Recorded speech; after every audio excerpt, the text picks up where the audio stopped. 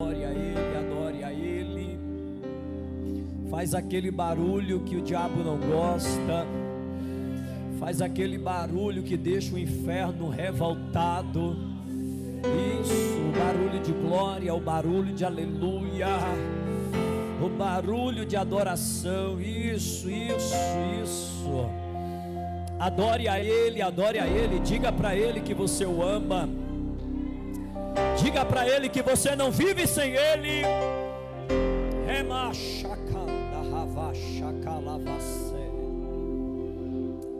Quem tem línguas estranhas, adore a Ele com línguas estranhas. Glorifique, bendiga o nome dEle, diga que Ele é santo. Chame a presença dEle, chame a atenção dEle.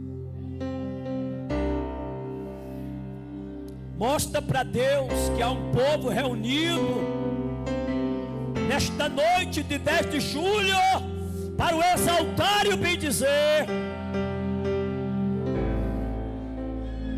Vamos levantar um altar de adoração nessa noite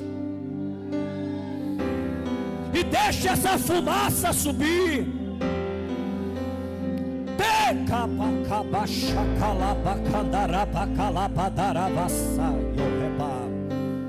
Oh, deixe esse incenso subir. Quando você adora, o incenso é queimado, o incenso da adoração é queimado, e a casa vai sendo tomada pela fumaça.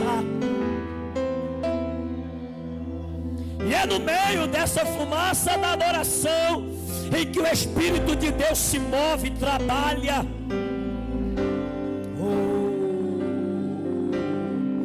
Não perca tempo olhando para mim.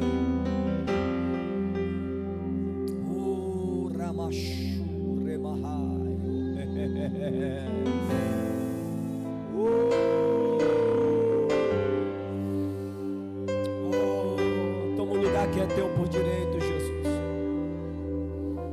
Toma o lugar que é teu por direito, Jesus. Seja bem-vindo, Espírito Santo, a nossa reunião. Seja bem-vindo, Espírito Santo, a este culto. Nós o exaltamos, nós glorificamos, nós bendizemos. Tu és o Deus da nossa alma, Tu és o nosso Senhor e Salvador. Ah, Pai Santo, Deus querido, Tu és lindo, Tu és maravilhoso, Conselheiro, Deus forte.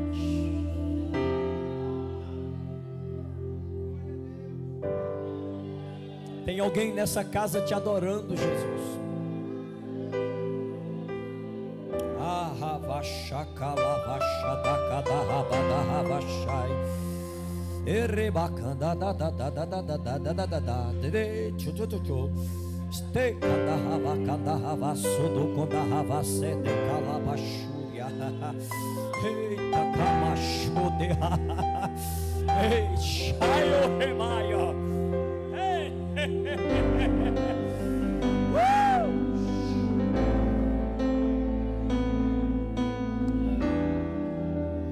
Eu sinto o cheiro de fogo deste lugar.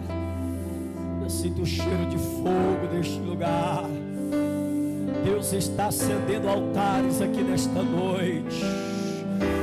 É noite de renovo, é noite de restauração. Deus vai tomar a tua boca hoje aqui. Deixa o Espírito tomar a tua boca em adoração. Cante nesta noite cânticos espirituais.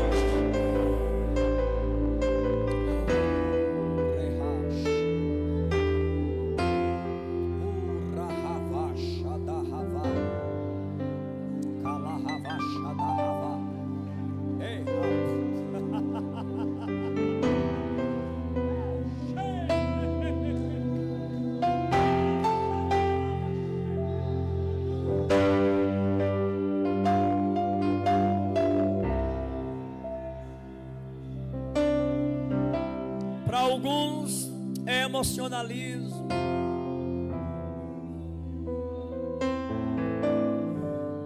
para nós é adoração. é intimidade com o Pai. Oh, Ramacha Calavassura Bacalavachá. Enquanto o louvor estava sendo ministrado, eu estava sendo queimado ali naquele banco com fogo que queimava o meu corpo. Eu não queria levantar do joelho, e mesmo depois que levantei, que me assentei, aquele fogo continuava me aquecendo, me queimando, e uma vontade intensa de chorar, e uma vontade intensa de falar em mistério com Ele. Esse poder está lastrando no meio dessa igreja, porque há vasos reunidos aqui nesta noite, há almas famintas por Deus, há almas famintas pela presença e pela glória, e onde tem homens que querem,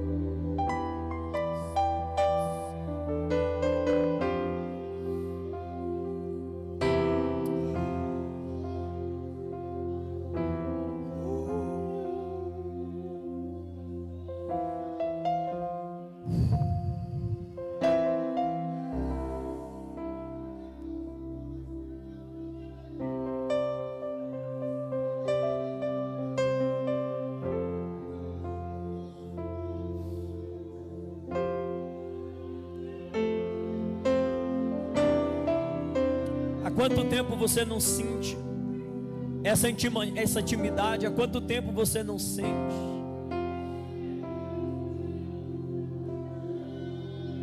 Há quanto tempo essa tua intimidade não foi renovada e aguçada?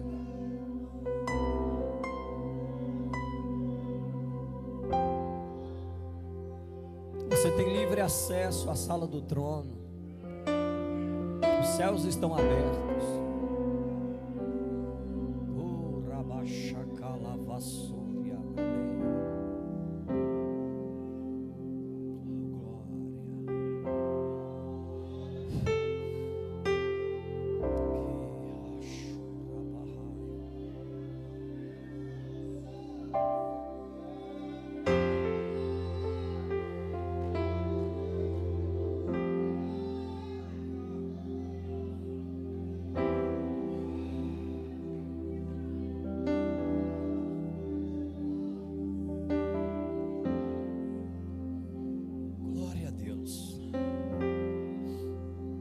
Adorando, eu vou ministrar, você não me atrapalha adorando. Esse texto que nós acabamos de ler vai nos retratar um dos momentos mais difíceis na vida do rei Ezequias.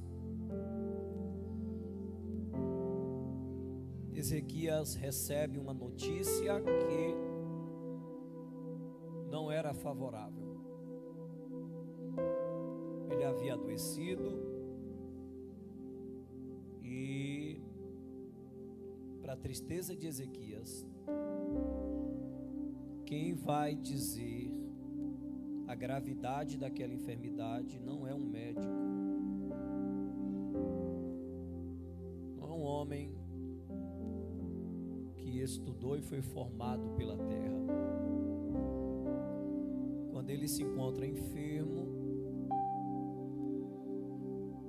é Deus que vai falar sobre a gravidade da sua enfermidade. Então Deus manda o profeta ir na casa de Ezequias e diz assim para ele: Ezequias, põe a tua casa em ordem, organize o que você puder organizar, porque essa tua enfermidade é mortal e você vai morrer por consequência dela. E a gente sabe, querido, que quando o homem nos dá um diagnóstico dizendo que é o fim, ainda resta uma solução, uma esperança, que é Deus. E o que fazer quando é o próprio Deus que diz que não tem mais jeito?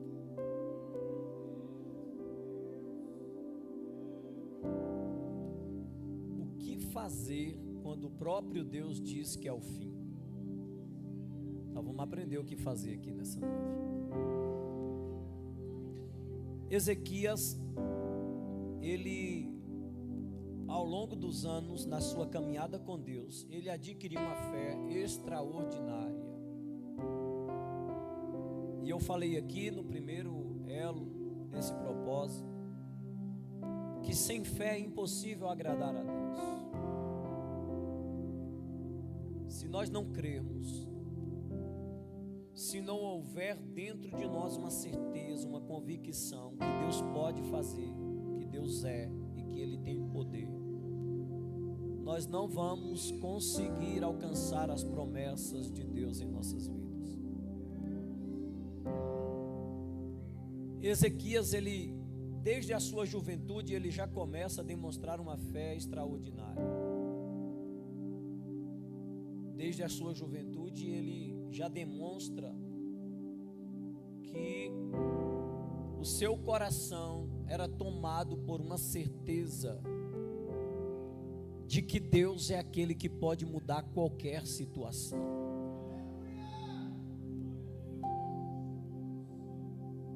E nós vamos observar que até nos últimos dias de vida de Ezequias, ele ainda carrega essa certeza no seu coração.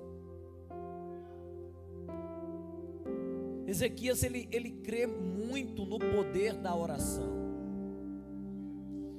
Só que a oração de Ezequias, ela não é somente palavras que são proferidas pelos nossos lábios.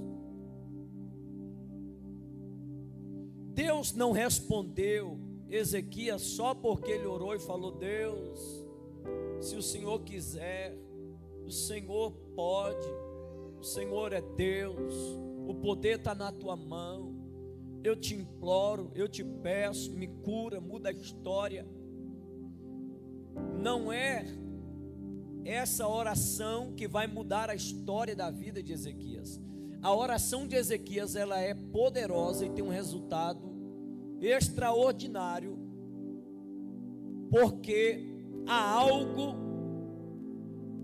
bem maior do que palavras proferidas. É o conteúdo da oração de Ezequias. Ezequias está vivendo um momento, como Davi disse, vivendo sobre o vale da sombra da morte. A morte já havia se aproximado e Deus disse: organiza tudo, direciona, coloca alguém para reinar, já dá a ordem. Deus estava dizendo quem vai assumir o reino, quem vai ficar, quem vai ser seu sucessor. Organiza a sua casa, coloca tudo em ordem, direciona o reino, porque dessa cama você não levanta.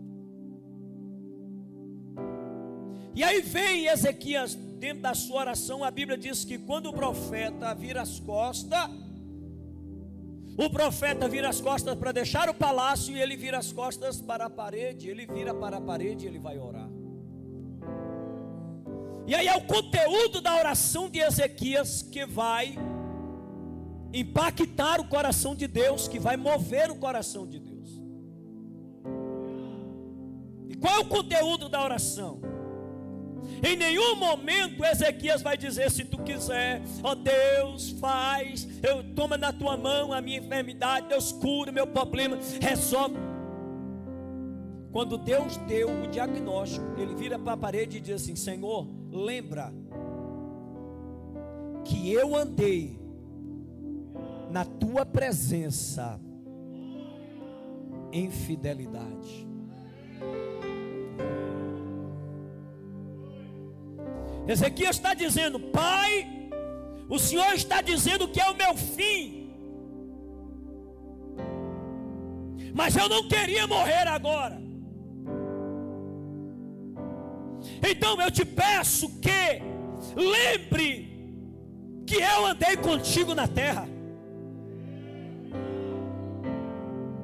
que eu fiz o que era reto diante dos seus olhos, que eu andei com inteireza de coração. Irmão, é como se o memorial abrisse diante dos olhos do Eterno e a vida de Ezequias voltasse desde a sua juventude. E aí Deus começa, ouvindo a oração de Ezequias, e ele diz: lembra, puxe na memória do Senhor que eu andei. Eu andei com o Senhor. E aí Deus puxa, e quando Deus puxa, aí Deus vai ver que verdadeiramente Ezequias tinha andado diante dele. Ezequias tinha saldo diante de Deus.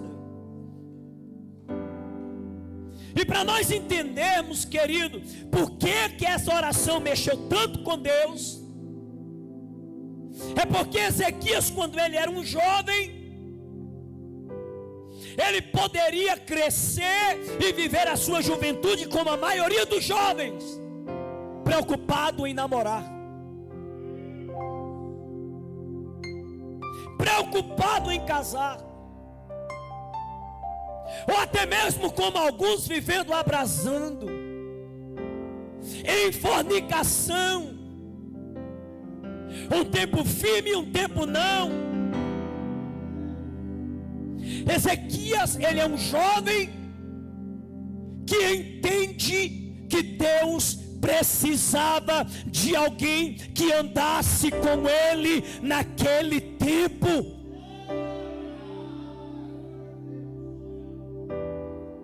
E que tempo era esse? Um tempo em que as pessoas já não lembravam mais de Deus e já não se prostrava mais diante dos altares do Senhor para o servir e o adorar. Culpa de quem? Do pai de Ezequias, o rei Acais. O pai de Ezequias foi um dos piores reis que governou Israel. A Bíblia vai dizer, queridos, que o pecado de Acais foi tão grande que quando ele morre, Deus não permite que ele seja sepultado junto com os outros monarcas. Não sepulte ele junto com os outros reis, sepulte ele fora da cidade e isolado.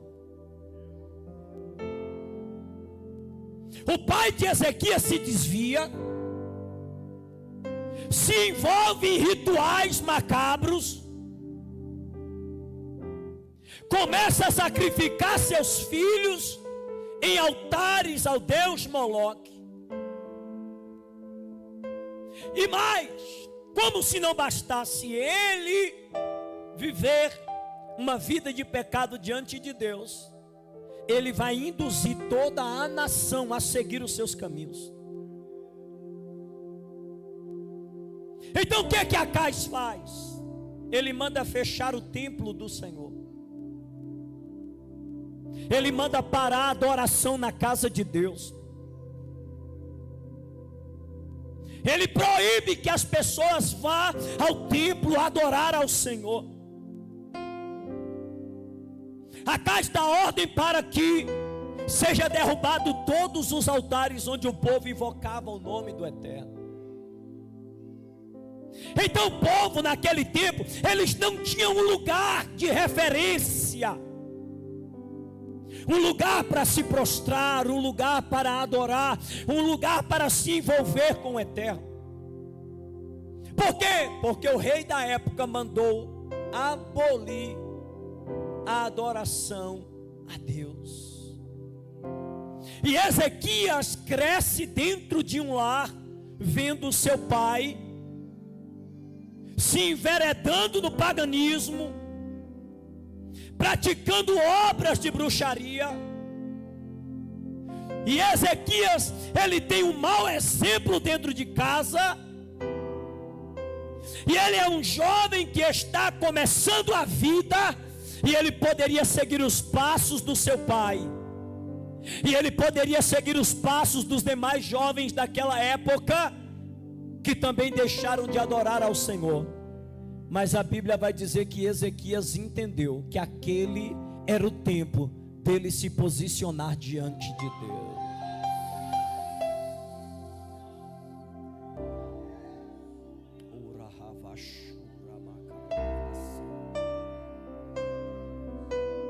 Quando Ezequias olha, queridos, e vê aquela bagunça, aquela idolatria tomando conta do reino, a frieza espiritual, o desânimo espiritual, quando Ezequias vê o povo perdendo o interesse, a paixão pela adoração a Deus, pela glória de Deus, pela Shekinah de Deus, Ezequias começa a se posicionar e dizer: tem que levantar alguém para chamar a atenção do céu para esse lugar. Pega na mão desse crente que está do teu lado aí, querido. Pega na mão desse crente pentecostal, cheio de Deus, que está do teu lado, e fala para ele: quem sabe Deus não te chamou para esse tempo, foi para esse momento. Não deixe que nada te tire do foco e do propósito, porque Deus te escolheu para esse momento. Deus quer te usar nesse tempo, Deus quer te levantar nesse tempo, Deus quer que você seja um referencial para esse tempo.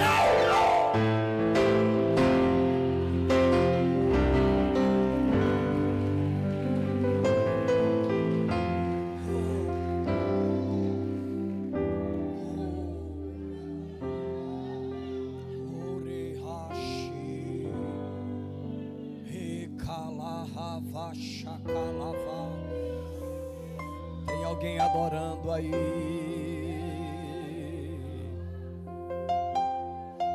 O remaio rabacanda racé.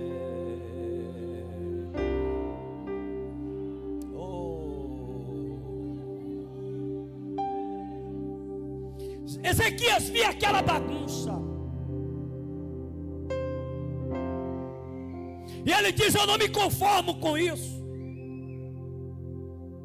eu não aceito essa situação, porque eu aprendi, me falaram, me ensinaram sobre um Deus que é Senhor e reina sobre todos e governa sobre tudo. E então Ezequias, ele vai se posicionar, e ele não vai se contaminar, e então ele começa a tomar um caminho diferente de que toda a nação estava tomando.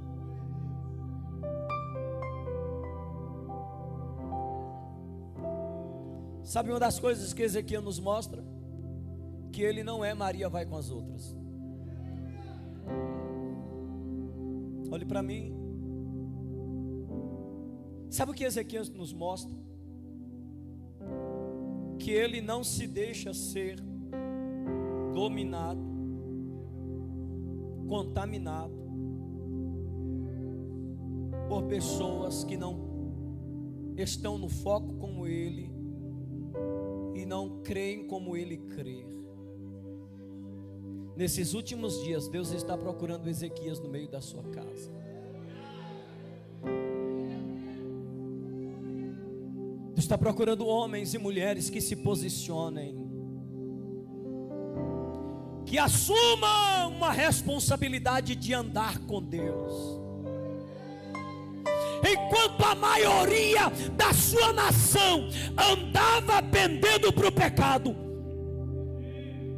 Ezequias andava buscando a face do Eterno e dizendo: Pai, se um dia o Senhor achar graça e me levantar, tenha certeza que eu não vou ser como os outros, eu vou fazer a diferença por onde passar.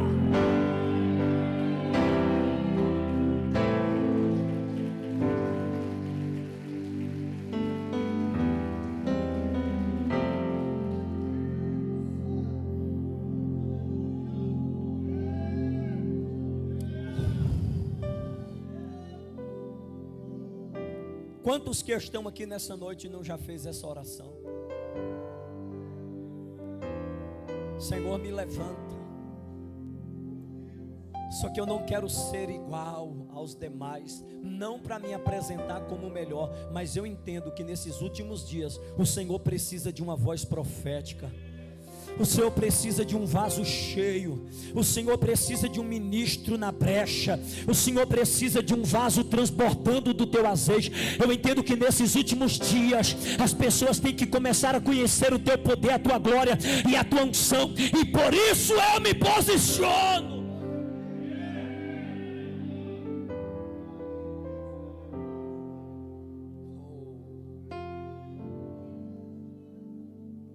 Então ele vai se posicionar. Ele era o tipo do jovem que ele tinha tudo para ser um jovem decepcionado, frustrado, cheio de traumas. Porque quantos dos seus irmãos ele não viu seu pai oferecendo em fogueiras ao deus Moloque?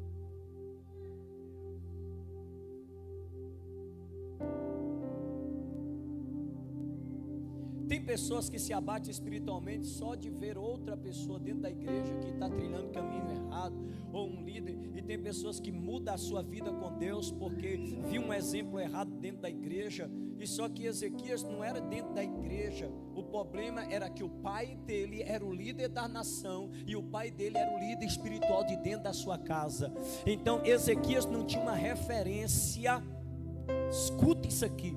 Ezequias não tinha uma referência dentro de casa. Ele não tinha uma referência dentro do trono no palácio. Ele não tinha uma referência dentro da igreja, porque não tinha igreja, as portas estavam fechadas. Ele não tinha uma referência em um monte, num local de adoração, porque ninguém orava mais, o rei havia proibido. Ele não tinha um lugar para buscar referência. Mas sabe o que ele faz? Quando na terra ele não tem referência, ele eleva os seus olhos para os montes. De onde me virá o socorro? O meu socorro feito. Não, se você não começar a adorar, irmão, eu vou parar de pregar.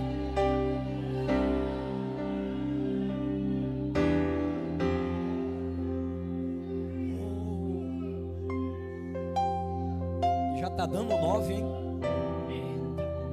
Esse relógio me persegue.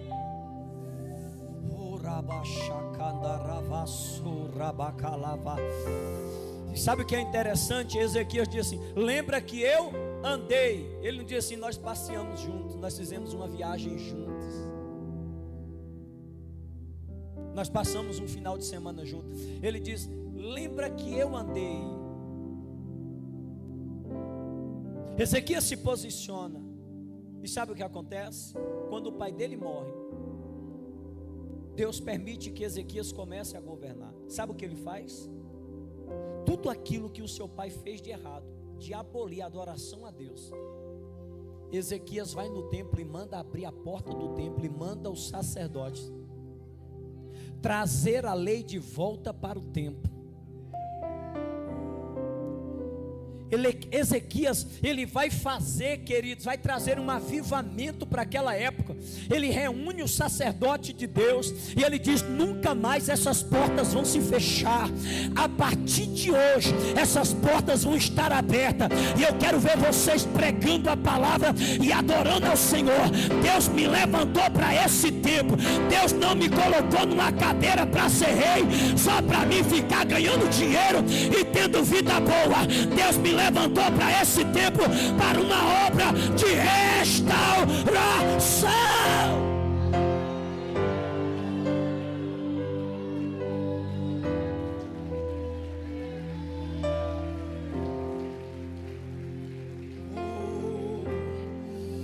Oremachacancho rebarravache. Ora machore mi calabacheria mahaio. Preste atenção, queridos. Nós precisamos discernir os tempos. Olhe para mim com atenção. Você precisa discernir em que tempo você se encontra, em que cenário você está. Por quê? Porque Ezequias, ele tem um discernimento daquele tempo. E se você vive sem discernir o tempo, você não vai entender o propósito, e dificilmente você viverá o propósito de Deus sobre a sua vida. Por quê? Porque para outra pessoa que se assentasse ao trono, sabe o que ele ia achar? Não, Deus me colocou aqui para ter status de rei, governar uma poderosa nação, ser o comandante de uma poderosa nação e ter muito dinheiro e muito poder sobre as pessoas. Só que ele tem um discernimento do tempo e ele entende que ele não está naquele lugar somente para ter uma vida de prosperidade, de abundância e ter tudo aquilo que a sua alma deseja e o que o dinheiro pode dar. Ele entende que ele está lá com uma missão, e tudo que Deus está colocando na mão dele é um propósito, e onde Deus está colocando ele é um propósito. Ele começa a ter discernimento do tempo. Ele diz assim: Deus não me colocou no meio dessas pessoas e não me deu essa autoridade por acaso. Deus não tem me colocado com autoridade sobre pessoas. Eu tenho autoridade para permanecer essas portas fechadas, como também eu tenho autoridade para abrir essas portas e trazer a adoração de volta. Eu tenho autoridade para deixar o povo do jeito que está, mas eu entendo que para esse tempo eu fui levantado para restaurar a adoração ao Deus que me colocou neste lugar.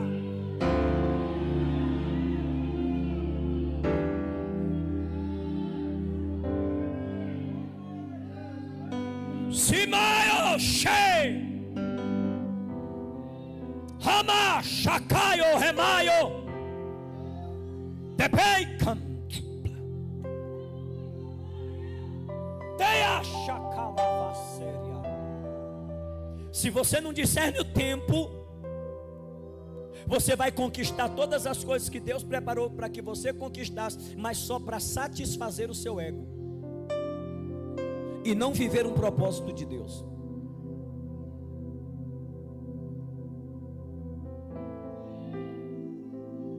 Você quer ver um entendimento? Tem alguém vivo aí? Você quer ver um entendimento de alguém que sabe discernir o tempo e o propósito? A Bíblia diz que Deus coloca Esté dentro do palácio do rei Assuero. Deus dá uma beleza para Esté. Preste atenção. Deus dá uma beleza para Esté. Deus abre uma porta para que ela seja ingressada no meio das jovens que seriam selecionadas para se tornarem esposa do maior comandante daquela época. Então Deus dá a ela uma beleza, Deus dá a ela uma simpatia, Deus dá a ela uma graça, e Deus abre uma porta e coloca ela lá dentro. Só que pelo que a Bíblia nos mostra, sabe o que acontece? Esté, ela achou por um determinado momento que ela estava vivendo tudo aquilo ali porque ela era muito bela e formosa, e por ela ser bonita e formosa, então ela estava ali vivendo aquela oportunidade e vivendo aquele momento. E então ela se envaidece juntamente com todas as outras moças que estavam ali, todas elas loucas para conquistar o rei. E aí o tio de Esther, Mardoqueu, ou dependendo da tradução, Mordecai, manda uma mensagem para ela. Sabe por quê? Porque naquele mesmo tempo que Deus coloca Esther dentro daquele palácio, é naquele mesmo tempo que Amã se levanta contra todos os judeus, e aí ele libera um decreto que todos os judeus fossem mortos na província.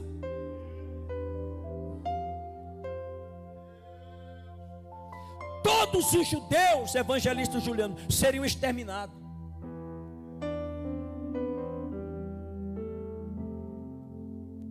E o que Deus faz? Deus, como é Deus e como Ele é Senhor, Ele sabia que isso ia acontecer.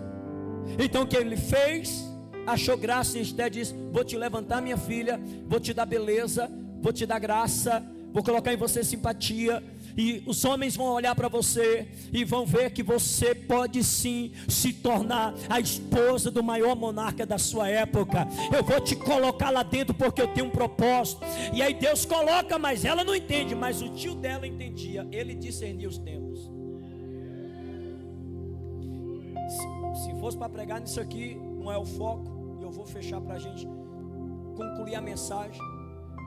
Mas Deus está nos levando para isso aqui, e Ele está falando com alguém. Olha que coisa interessante. Mardoqueu, ele vai nos ensinar sobre uma pessoa que sabe discernir tempo. Primeiro, ele discerne o tempo quando ele descobre a trama como rei. Você já leu Bíblia, você lembra disso. Ele está passando pela rua, vê alguns guardas tramando para matar o rei. Ele escuta, chama um assistente do rei, manda avisar, diz: olha, está tendo uma conspiração, vão tentar matar. E houve a conspiração, só que o rei sabia, não foi, e o rei teve a sua vida, né, foi livrada. E então foi lá e se escreveu nos livros da crônica do rei que Mardoqueu o advertiu que estava acontecendo aquela conspiração. Só que pelo costume ele deveria ser honrado. Pelo costume, o rei deveria chamar ele e honrar ele diante das pessoas, dar um presente, dar uma posse, dar um bem. Só que a Bíblia vai dizer que o rei não faz nada, não chama ele nem para agradecer.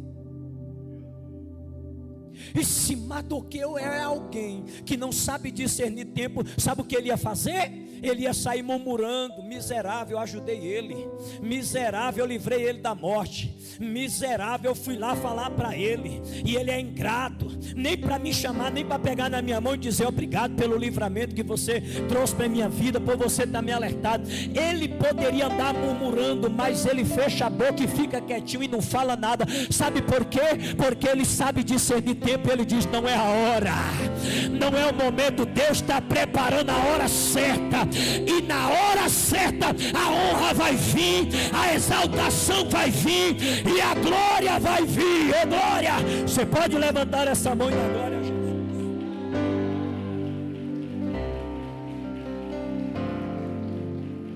A honra, a glória, a força e o poder ao rei e o louvor.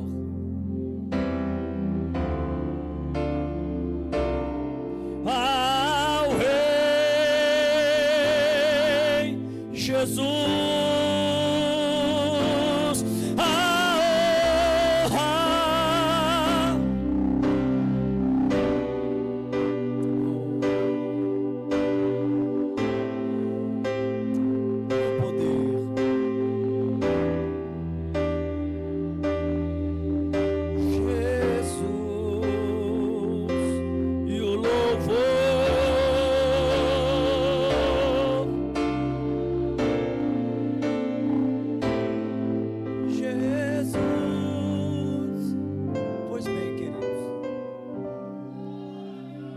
Mardoqueu discerne o tempo da vida dele e discerne o tempo da vida de Esther.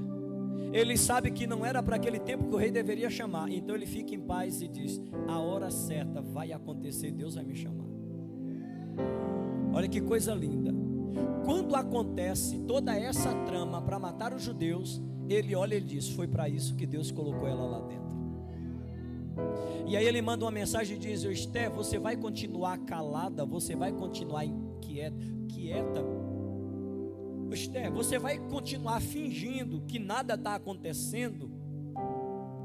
Será que você não percebe que por esse motivo Deus te colocou aí dentro?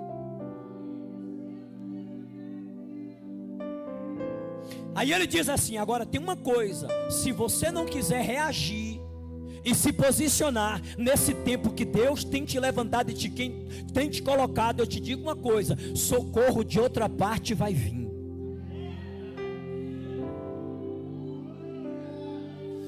Sabe o que ele está dizendo? Que pessoas que não sabem discernir o tempo em que ele está vivendo e discernir o que está acontecendo na vida dele e procurar viver o propósito de Deus para aquele tempo que Deus levantou, ele vai perder esse tempo, o tempo vai passar. Sabe o que vai acontecer? Ele não vai viver o propósito de Deus para aquele tempo, mas não é por isso que também Deus vai deixar de fazer. Deus vai levantar outra pessoa, Deus vai colocar outra pessoa no lugar para desenvolver o plano e o projeto que Deus tem. Agora fala para esse crente que está do teu lado: não deixa o tempo de Deus na tua vida passar. Não, mas se tu falar com vergonha, ele não pega. Profeta que entrega revelação com vergonha, ninguém acredita. Pega na mão dele e diz: não deixe o tempo de Deus passar na sua vida.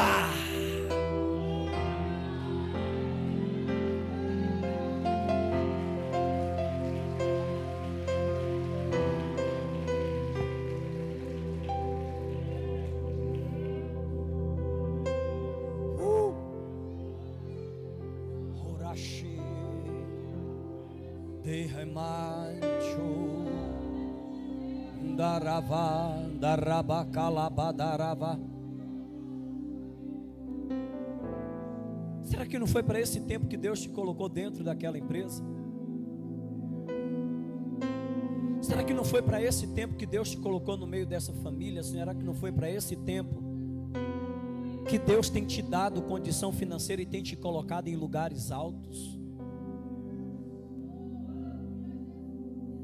Mas será que Deus tem feito tudo isso na sua vida só para que você goze de tudo que a terra pode dar e que o dinheiro que você conquista, você pode comprar todas as coisas? Será que não existe um propósito além? Será que não há um projeto além? Será que Deus não tem algo maior naquilo que Ele tem feito na sua vida?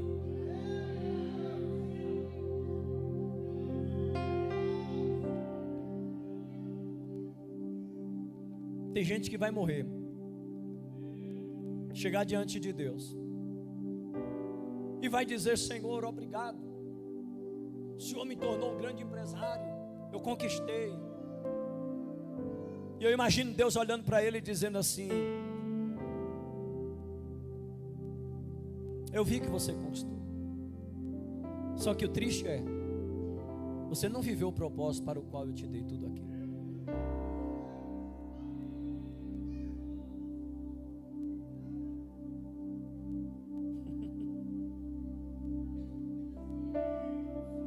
Rapidamente, meu pastor contava uma história, e ele disse que em um determinado culto, os irmãos na igreja tinha um rapaz que era bancário, tinha um irmão que trabalhava na feira vendendo fruta, e quando o pastor chegou no culto, o Espírito Santo chegou para ele e diz assim: hoje o irmão que é bancário, coloque ele para ficar de porteiro.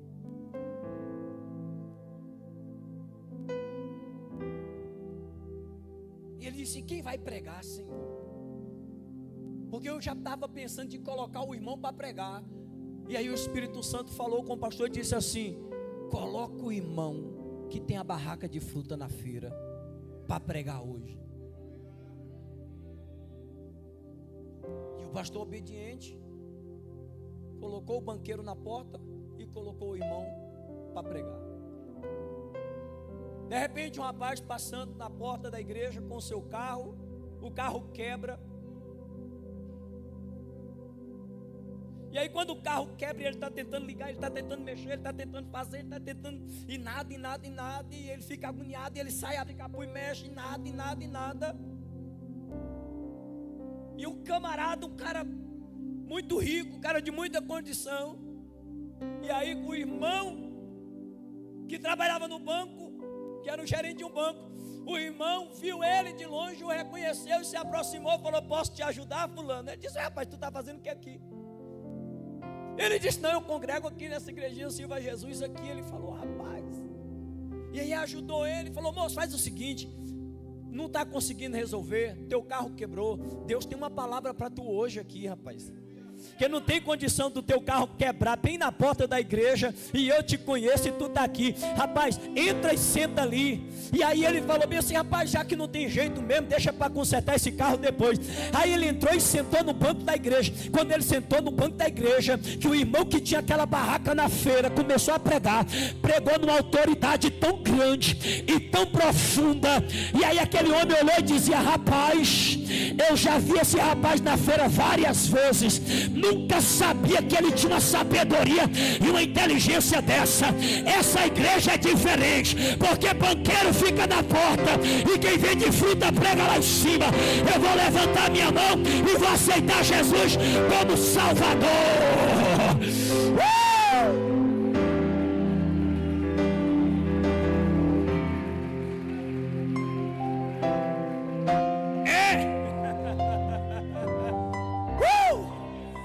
Entregou a vida para Jesus, que ele ficou impressionado.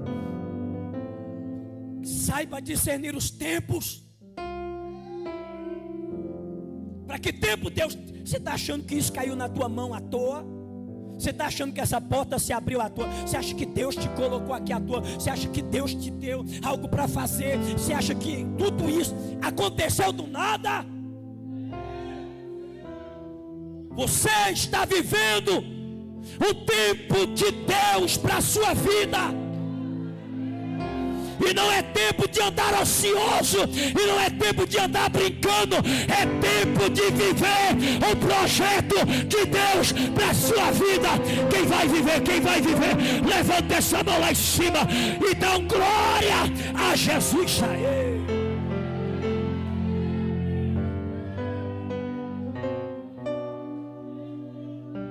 Então o que Ezequias faz? Então Ezequias vai andar com Deus. Ezequias manda abrir a igreja, destrói os altares que o pai levantou, levanta o altar e diz: irmãos, aqui neste lugar é para a gente orar e invocar o nome do Senhor. Ele restaura a adoração dentro de Israel. Ele chama a presença de Deus para dentro de Israel. E Deus está olhando para Ezequias e está ficando maravilhado e dizendo: que jovem sábio, que rapaz sábio. Ele soube discernir, ele soube entender o meu propósito na vida dele, e ele se colocou na brecha, ele se levantou. Gostei dele. Aí a Bíblia vai dizer que naquele tempo que Ezequias está fazendo tudo isso, o tempo não dá para pregar, mas a Bíblia vai dizer que o império assírio vai cercar Israel. E Sanaqueribe vai desprezar Ezequias. Sanaqueribe vai zombar de Ezequias. Ele vai mandar o seu comandante de guerra, Rabsaque, dizer para Ezequias: Ezequias, em quem você está confiando que você não se entregou ainda? Porque por muito menos outros reinos por onde eu passei, eles já estavam abrindo mão, levantando a bandeira branca e se entregando. Mas você é teimoso e tu não se rendeu ainda.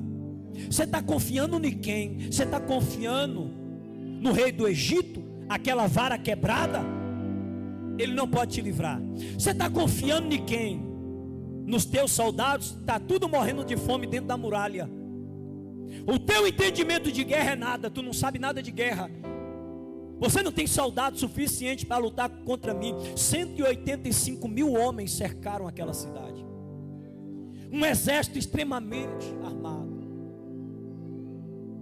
E aí ele começa a desprezar Ezequias. E ele diz: você está confiando em quem? No seu poder de guerra? Nos seus soldados? Ele diz: Ezequias, não me diga que você está confiando no Senhor teu Deus, porque os deuses por onde eu passei não puderam livrar os povos da minha mão, e não vai ser teu Deus que vai te livrar da minha mão. Sabe o que Ezequias faz?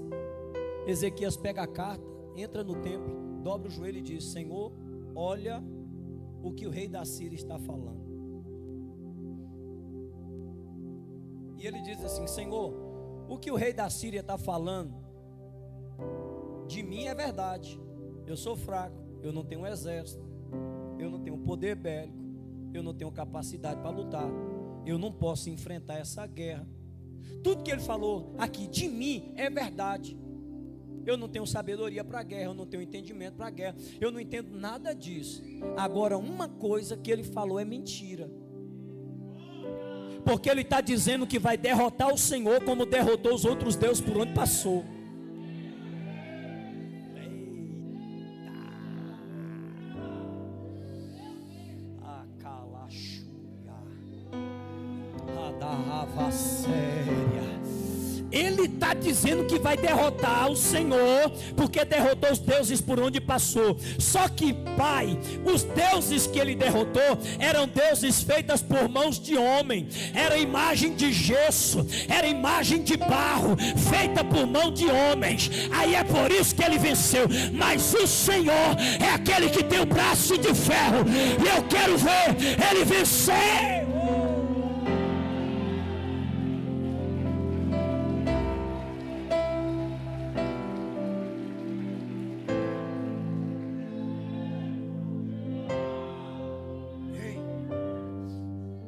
Aí Deus diz assim: Isaías, vai ter com o rei Ezequias, e diga assim para ele: descansa o coração, meu filho, nessa peleja tu não vai pelejar.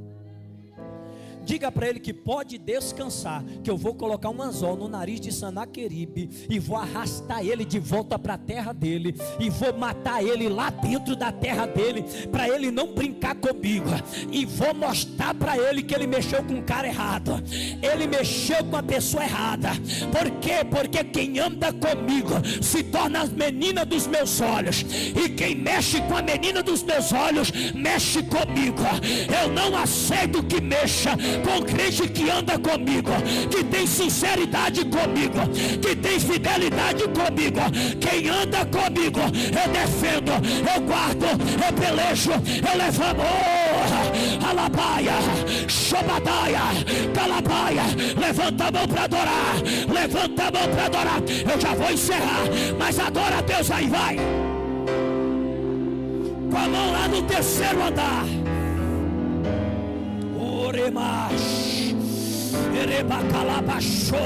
Quem mexe com você, mexe com o eterno. Quem se levanta contra você, se levanta contra o eterno. Quem compra briga com você, está comprando briga com Deus.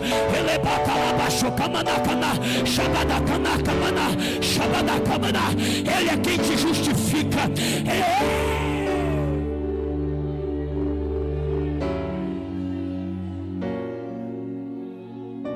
O que você não vê, o teu Deus vê. E ele viu o que falaram de você.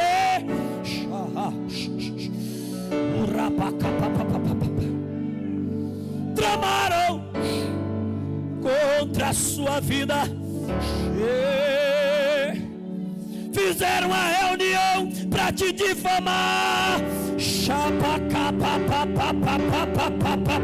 E disseram assim: eu quero ver o que ele vai fazer. Eu quero ver o que ele vai fazer. Eu quero ver se ele vai continuar com aquela obra. Eu quero ver se ele vai terminar aquele negócio. Eu quero ver. Aí papai está dizendo: o meu filho não está vendo, mas eu estou vendo. A minha filha não está vendo, mas eu estou vendo. Oh, descansa, descansa, descansa. Tem alguém recebendo, tem alguém recebendo. Ora, chorebarracanda shabadaka. Urabacandarabacalabadarabacalabadarava. Vai recebendo, vai recebendo, vai recebendo. Você não precisa se justificar. Há um Deus que te justifica. Você não precisa ficar se humilhando. Há um Deus que levanta e te exalta. Há um Deus que peleja. Há um Deus que guerreia. Há um Deus que liberta. Há um Deus que faz.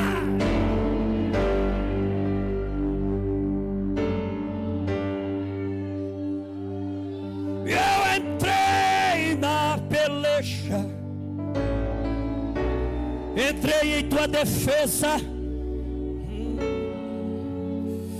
porque vi inocência em ti. Ema, chorebarra, choremacalava, xederre, orebicalava, choramacalava, cheia, eremicalava, meu Deus, que coisa linda! É, o teu Deus veio, o teu Deus veio, o teu Deus veio, o teu Deus veio.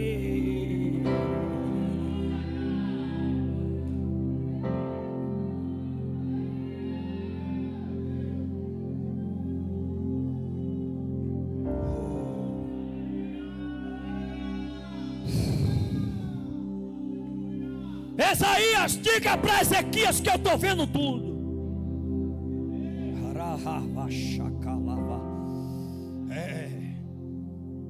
Vou mostrar que eu sou Deus na tua vida.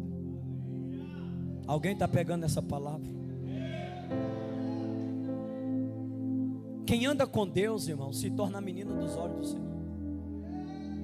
Irmão, não quer se enganchar, não toca num homem de Deus e numa mulher de Deus. Não quer, meu irmão, passar prova. Não levanta não. Porque quem deixa de andar no pecado e anda com Deus, quem deixa de viver uma vida depravada para viver uma vida santa com Deus, quem deixa de viver uma vida de promiscuidade para viver uma vida de inteireza de coração diante de Deus, tu acha que Deus vai deixar essa pessoa ser zombada, criticada, massacrada e não vai fazer nada?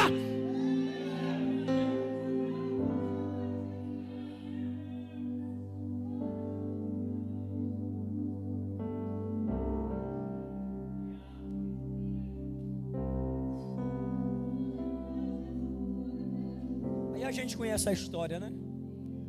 Eu imagino Deus olhando e falando assim: coitado de Senaqueribe. Eu poderia até chamar aqui uma milícia de anjos, mas eu não vou chamar uma milícia não. Poderia mandar uns 100. Seria 100 contra 185 mil. Não. Mas é o seguinte, eu quero um anjo só.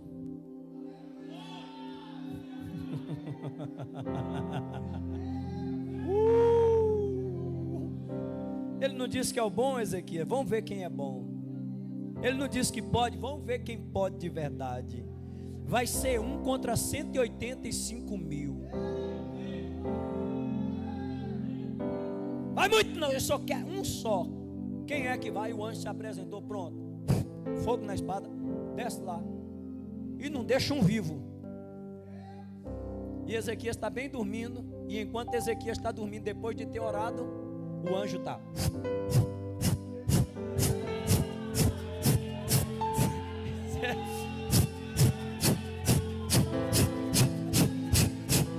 Ezequias está dormindo e sonhando com o Eterno. E o Eterno está trabalhando.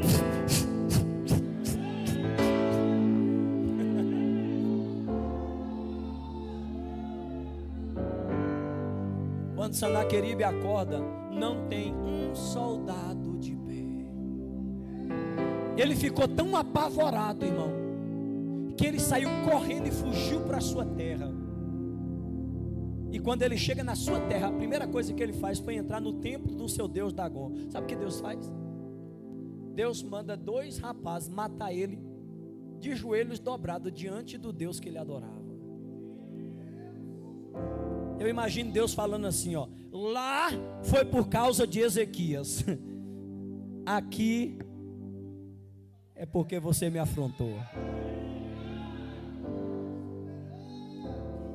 te matar dentro da casa do teu Deus, para tu nunca mais abrir a boca e dizer que por onde tu passa tu derrota os deuses. Tu derrotou Barro, agora eu quero ver tu derrotar o Deus que tem o braço de fé. Para a gente orar, olha que coisa linda. Essa é a história. E Ezequias viveu esse milagre. E depois de passar por tudo isso, aí vem aquela história da enfermidade. E Deus manda o mesmo profeta que falou do livramento, o mesmo profeta que diz, descansa, porque Deus disse que ele vai entrar, tu não vai fazer nada, e ele vai acabar com esse exército. O mesmo profeta que profetizou a vitória, foi o que foi entregar a derrota. E aí quando ele diz assim, ó, não levanta da cama, vai morrer. Aí Ezequias vira para a parede e diz assim, Senhor, lembra que eu andei, lembra que eu procurei viver com sinceridade. Oh, oração poderosa. Porque uma oração onde tem infidelidade não tem peso. Uma oração que não tem renúncia não tem peso. Agora uma oração onde tem fidelidade, irmão.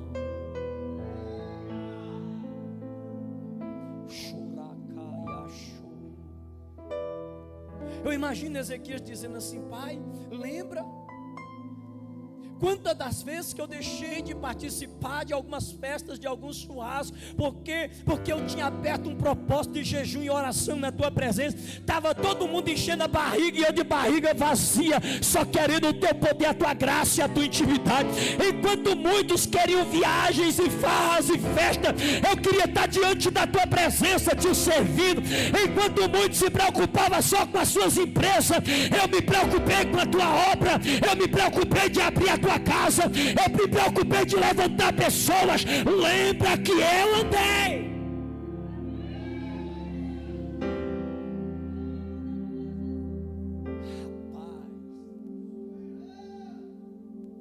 E aí é um dos textos mais difíceis dos teólogos interpretar. Por quê? Porque a Bíblia diz que Deus é imutável e Ele não volta atrás daquilo que Ele fala. Nós lemos em Números que Deus fala na boca de Balaão, e Balaão vira para Balaque e diz assim, Deus não é homem para que minta, e nem filho do homem para que se arrependa. Uma vez que Ele disse não faria, e tendo dito não se cumpriria. Nós pregamos aqui na semana passada, no mesmo livro do profeta Isaías, assim como eu pensei, assim acontecerá. Assim como eu falei, assim acontecerá. Assim como eu planejei, acontecerá. E o Senhor se levantou do trono, e quem vai fazer sua mão voltar atrás? Querido, só que aí agora vem esse texto dizendo que quando Ezequias ora e diz, Senhor, lembra que eu renunciei muita coisa na minha vida para te servir. Eu abri mão de muita coisa para estar diante do Senhor. Eu procurei te servir. Lembra da minha fidelidade? Eu andei, foi com fidelidade. Eu não andei com coração enganoso. Eu não estava na tua casa em busca de promessas somente terrena. Eu não estava na tua casa com corações divididos. Lembra que meu coração era sincero na minha adoração, na minha busca e no meu serviço. Eu procurei te servir. Eu andei com o Senhor. Então lembra disso. Aí Deus, quando Deus puxou Isaías, que foi, Senhor? O homem já morreu, vai ser a profecia mais rápida que eu entreguei.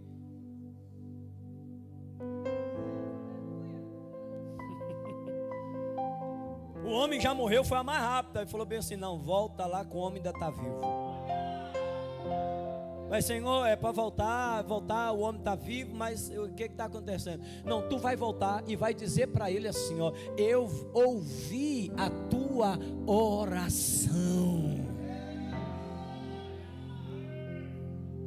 E ele ora em meio às lágrimas. Ele ora falando da vida que ele teve com Deus em meio às lágrimas. E o Senhor disse, vai falar para Ezequias que eu ouvi a oração e ouvi as lágrimas dele. E diga para ele que a enfermidade que era para a morte não é mais para a morte. Vou curar ele hoje. E além de curar ele hoje, dou mais 15 anos de vida para ele. Meu Deus. Uma oração que mudou um decreto de Deus. Agora olhe para cá, queridos. Não, fique de pé, senão eu continuo pregando. Já falei umas 3 vezes que eu vou terminar. Por favor, fica de pé. Fica de pé. Pega na mão de alguém que está do teu lado. Olha aqui para mim, para a gente orar. Orar pelo seu problema, orar pela sua luta, pela sua prova. Se uma oração teve o poder de mudar um decreto de Deus, por que que essa oração não pode te livrar dessa enfermidade, te arrancar desse pulso, não pode derrotar os teus inimigos? Se uma oração mexeu com o coração de Deus e fez Deus voltar atrás na palavra dele, o que uma oração não pode fazer na sua vida, meu irmão?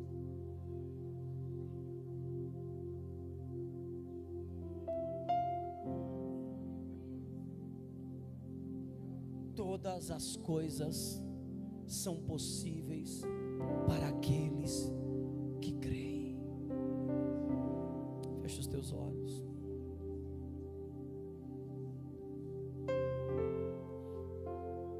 Apresenta a Deus o teu problema. A enfermidade mortal não pôde resistir à oração de intimidade de Ezequias.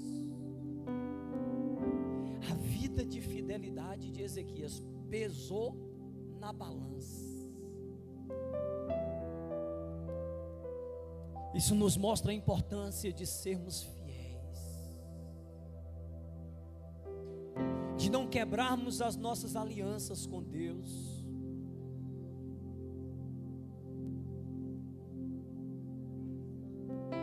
Porque enquanto você é fiel, Deus ele vai pelejar as suas causas.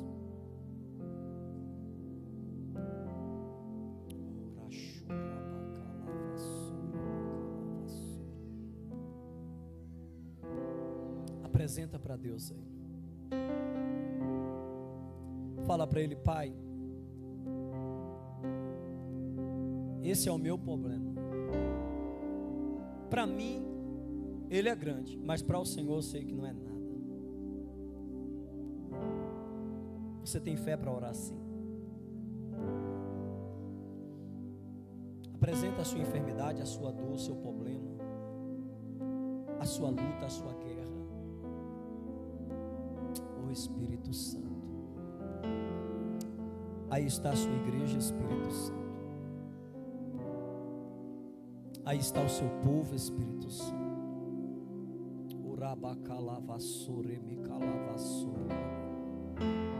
Aí estão os teus servos, que estão em oração, que estão clamando, que estão pedindo. Alguns já estão em lágrimas, como Ezequias.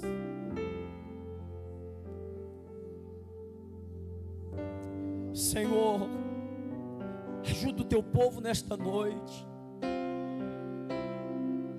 Arranca essa dor desse coração, essa perturbação, aquilo que tem tirado o sono deste homem, aquilo que tem tirado o sono desta mulher,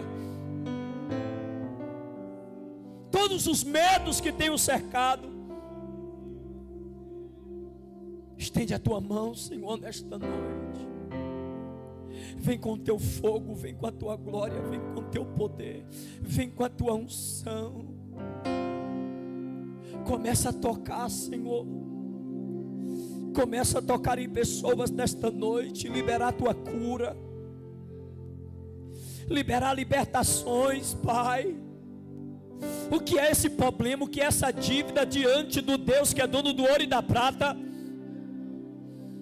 É maior, é baracere, bicalabaracé. O que é esse problema para o Deus que traz à existência as coisas que ainda não existem?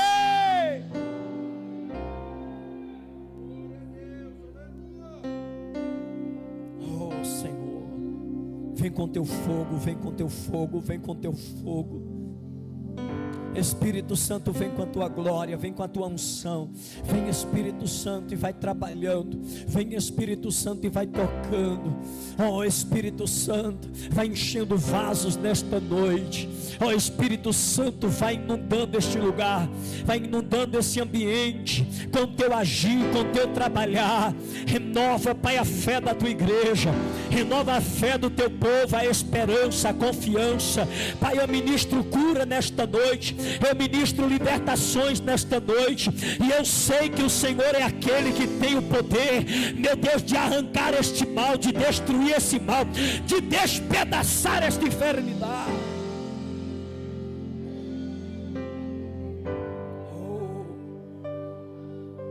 Eu sei que o Senhor tem poder. Toca, Senhor. Toca, Senhor. Eu acredito. Eu acredito no teu poder de cura. Eu acredito num Deus que liberta do cativeiro, que liberta das prisões emocionais, dos cativeiros sentimentais. Oh, está tendo cura aqui nesta noite. Deus está tocando em corações nesta noite. O Espírito Santo está quebrantando corações. Deus está curando.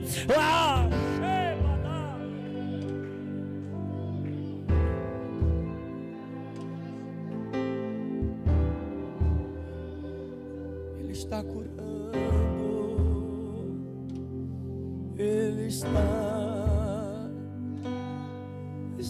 tocando.